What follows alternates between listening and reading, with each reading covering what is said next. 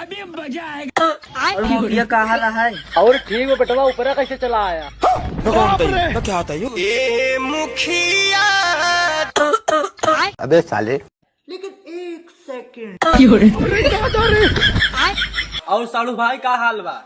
और ठीक बा सालू भाई, आओ बैठा पानी उनी पियावत है। अच्छा ठीक है। अभी मजा आएगा ना भिड़ो। अच्छा ला सालू भाई पानी पीला। यही नहीं, अभी और सुनिए। हाथ सारी बांध दी।